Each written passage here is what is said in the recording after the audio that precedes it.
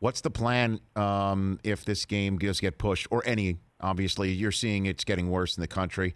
I mean, December is going to be a white knuckler. December starts, as we know, Tuesday.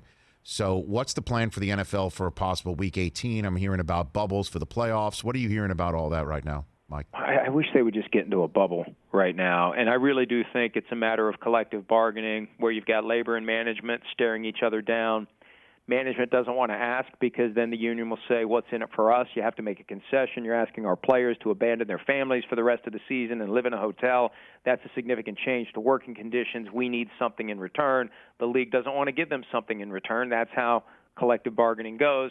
And the union doesn't want to blink on their own and just say, well, the hell with it. We're risking losing game checks if games are lost and never played. Let's volunteer to go into a hotel. And I feel like they're just waiting for that one moment where the walls cave in and both sides say, screw it, we're going to put everybody in a hotel for the rest of the season. I'd like to think they'd come to an agreement before the walls cave in, but this may be one where the walls need to cave in, Rich. And Week 18 is something the NFL has been resisting. And it kind of hit me today why they're resisting.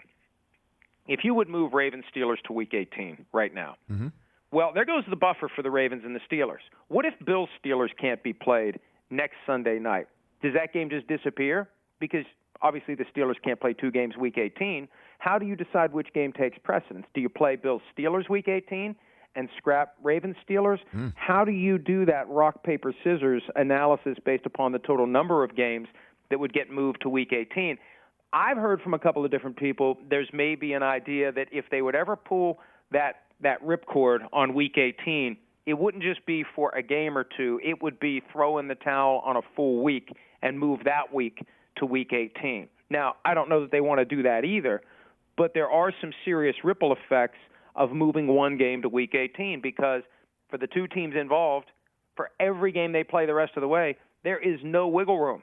And then you may end up having to decide between games that will get played, won't get played, who gets prioritized, who finishes with 15, who gets 16, and it just becomes a huge mess for the NFL. I think that's one of the big reasons why they've resisted kicking any games to a Week 18. Yeah, I know, and that's why that they're going to try and tell the Ravens hold up, hold up until at least dinner time before you can walk through and then get on a plane tomorrow, even though apparently it's supposed to snow in Pittsburgh on Tuesday in the morning. I mean, there might actually be travel issues now on top of all of it. And then there's the issue of the 49ers.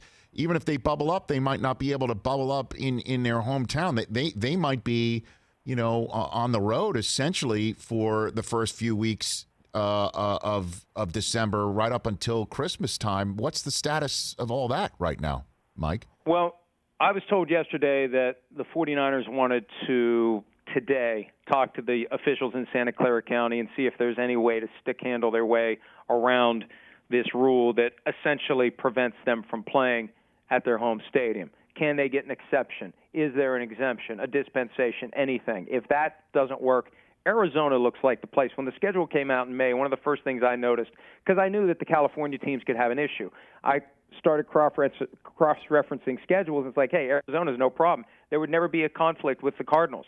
Never a game that's due to be played on the same day between the 49ers and Cardinals at home. So I think Arizona is the winner.